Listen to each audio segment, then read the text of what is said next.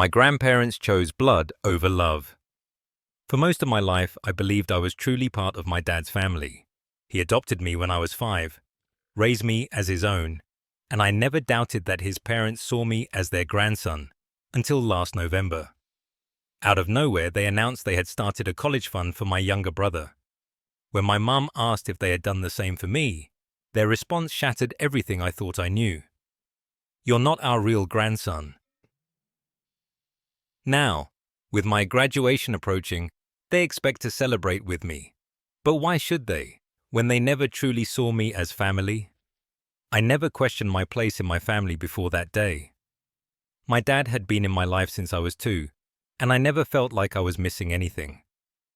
I don't remember my biological father, and from the little I do know, I never had a reason to wish I did.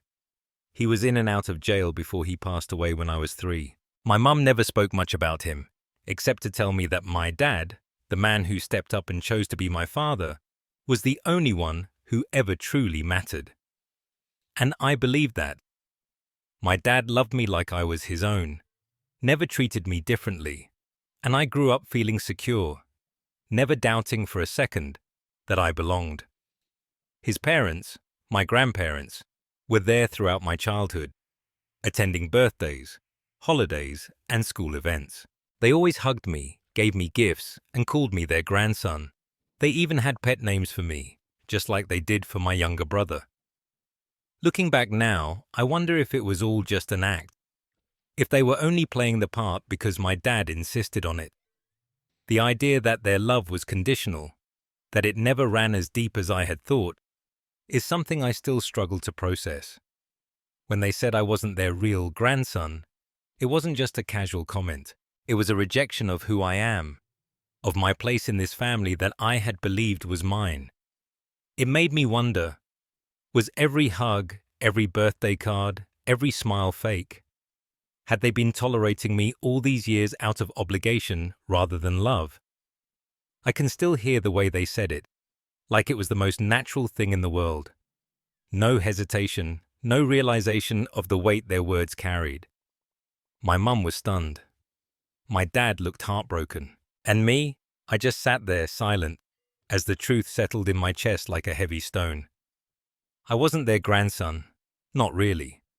They had never seen me as part of their bloodline, and because of that, I would never truly belong. That night, I couldn't sleep. I kept thinking about every moment I had shared with them, every time I had called them Grandma and Grandpa with love in my voice, every time I had run to them excitedly as a kid, thinking they saw me the same way they saw my brother. How could they do that to me? How could they look me in the eyes for 16 years and pretend, even after they apologized, if you could even call it that, I knew things would never be the same. The apology didn't come because they realized they were wrong.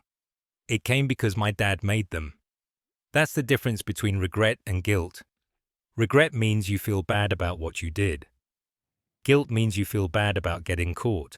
And they only felt guilty because their words caused a mess in the family, not because they actually saw me as their grandson. I started pulling away after that. I stopped answering their calls, stopped engaging in conversations when they were around. I didn't want to pretend anymore. I couldn't, because now I knew the truth. I had loved them more than they ever loved me, and that hurt more than anything else. I started pulling away after that. I stopped answering their calls, stopped engaging in conversations when they were around. I didn't want to pretend anymore. I couldn't, because now I knew the truth. I had loved them more than they ever loved me, and that hurt more than anything else. But what hurt even more was that they didn't seem to care. The days after that conversation were filled with an eerie silence. My grandparents never reached out, never made an effort to fix what they had broken. It was as if nothing had happened, as if they hadn't just shattered years of trust with a single sentence. I had expected something, anything, a real apology, a sign that they actually regretted what they had said. But instead, there was nothing. They carried on with their lives like I was supposed to just get over it. That's when I realized how much I had been fooling myself. It wasn't even about the money. It was never about the money. If they had said, "We wish we could help both of you, but we can only afford to set up a fund for one," I would have understood. I wouldn't have liked it, but I would have understood. But that's not what they said. Instead, they made it clear that the reason they excluded me wasn't about financial limitations. It was about me. About the fact that I wasn't their real grandson. That single word real cut deeper than anything else. What made my brother real and me not? Was it blood? DNA? Was that all that mattered to them? Had all those years meant nothing just because I wasn't biologically related to them? The logic was cruel and simple. I didn't count. I never had. And once I realized that, everything else started making sense. I started replaying memories in my head, questioning moments I had never thought twice about before. The subtle differences in the way they treated my brother versus how they treated me. The little comments I had brushed off as nothing. The way they always seemed a little more excited about his milestones than mine. Had I really been blind to it all this time? Had they always felt this way? The thought made me sick. That conversation, their words, their decision, it rewrote my entire past in a way I couldn't ignore. It was like looking at an old photograph, only to suddenly notice something unsettling in the background that had always been there, just unseen. And now that I saw it, I couldn't unsee it. I didn't bring it up again, and neither did they. My dad tried to smooth things over, but there was nothing to fix. The damage was done. I had spent my whole life believing I was part of their family, only to realize I was just an outsider who had been allowed in, conditionally. The worst part, they didn't even see the problem. They expected me to move on, to act like everything was normal, to pretend that their words hadn't fundamentally changed the way I saw them, and myself. But I wasn't the same anymore. And no matter how much they wanted me to forget, I never would. Because deep down, I had finally understood the truth. I was never their grandson. I was just a kid they had tolerated because their son had loved me. They expected me to move on, to act like everything was normal, to pretend that their words hadn't fundamentally changed the way I saw them, and myself. But I wasn't the same anymore, and no matter how much they wanted me to forget, I never would. Because deep down, I had finally understood the truth. I was never their grandson. I was just a kid they had tolerated because their son had loved me. So I did what felt natural. I distanced myself. At first, it was subtle. I stopped answering their calls as quickly, kept my responses short, avoided visiting when I could.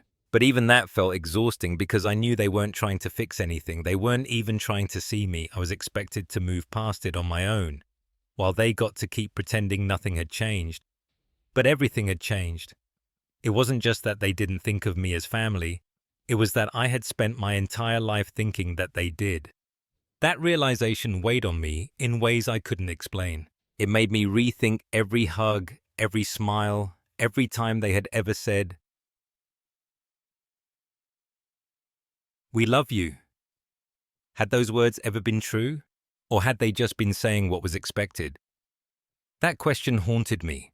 I thought love, real love, wasn't something that had conditions, that it didn't come with a biological requirement. My dad had never made me feel like I was anything less than his son, so why couldn't his parents love me the same way? Why did it matter to them that I wasn't theirs by blood? I knew they wouldn't answer those questions, not in a way that mattered, because to them, this was simple. It was a fact. I wasn't their real grandson, and that was that. It wasn't personal, even though it felt deeply personal to me. And because it wasn't personal to them, they didn't understand why it was so hard for me to just let it go. During the holidays, I saw them again. I barely spoke, just observed. They laughed with my brother, doted on him, made little comments about how fast he was growing up. They asked about his grades, his friends, his hobbies. They invested in him in a way that suddenly felt different when I realized they had never done the same for me. I wasn't bitter, not exactly. I didn't want them to treat him any differently. I just wanted to know why they had never looked at me like that.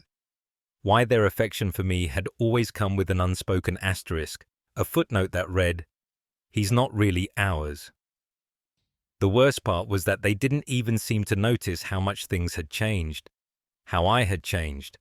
They still smiled at me, still asked how school was, but it felt empty. I knew, and they knew, that the bond I thought we had wasn't real. And when my dad made them apologize, it only made things worse. They didn't say they were sorry because they had hurt me. They said it because it was expected of them. Because my dad had made it clear that this wasn't just going to go away. But the way they looked at me, the way they said it, it wasn't regret. It was just an obligation. And that was when I realized the truth. They didn't love me in the way I had loved them. Maybe they never had. They didn't love me in the way I had loved them. Maybe they never had. That realization should have made things easier. Should have made it simple to walk away and stop caring. But it didn't. Instead, it left me stuck in this strange, hollow space where I wasn't sure how to feel. I wasn't angry. Not really. I wasn't even sad in the way I had been before. I was just done pretending, done making excuses for them, done trying to force myself to be okay with something that had never been okay in the first place. That's why, when they started talking about my graduation, I couldn't keep quiet. It was Christmas, and they were sitting in our living room like nothing had changed, laughing and chatting as if they hadn't shattered something in me just a month earlier.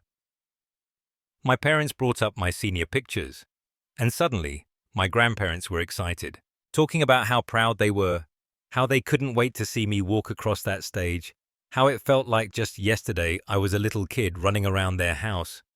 I wanted to laugh at the irony. A month ago, I wasn't their real grandson. But now I was their grandson again, conveniently, just in time for a milestone. I didn't even think before I spoke. The words just came out, sharp and cold. "You're not coming." Silence. At first, I don't think they even understood what I meant. My mum's eyes widened. My dad's face fell. And my grandparents just stared at me confused, like they couldn't possibly imagine why I would say something like that. So I made it clear. "You told me I wasn't your real grandson. So why would you want to come to my graduation when you have no real ties to me?" The weight of my words settled over the room like a heavy blanket. My dad's parents looked stunned. My dad looked hurt. And for the first time in weeks, I felt heard. They stammered, tried to backtrack, said they had apologized, that they didn't mean it the way it sounded, that I was making a big deal out of nothing, that it was just words. But it wasn't just words. It was years of thinking I belonged, only to find out I didn't.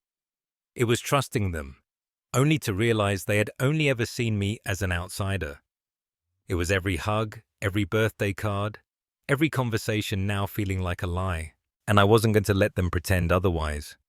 I told them I meant what I said. I didn't want them there. My dad's face twisted with emotion, but he didn't interrupt me. My mum stayed quiet, her expression unreadable. My grandparents, though? They looked genuinely offended, like I had just done something unforgivable. But what about what they did? What about the fact that they were the ones who made me feel like I didn't matter? Why was I the bad guy for refusing to let them play the role of loving grandparents when they had already made it clear I wasn't truly their grandchild? They left shortly after. Things haven't been the same since. And honestly, I don't think I want them to be. They left shortly after. Things haven't been the same since. And honestly, I don't think I want them to be. After Christmas, the silence stretched longer. No calls, no messages. My grandparents didn't reach out, and I didn't expect them to.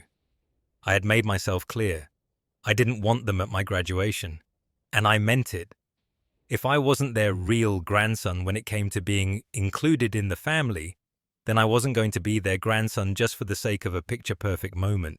But if I thought the tension between me and them was bad, nothing compared to the way it affected my dad. He wasn't angry, not outright.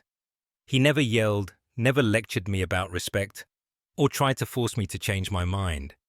But I could see the disappointment in his eyes.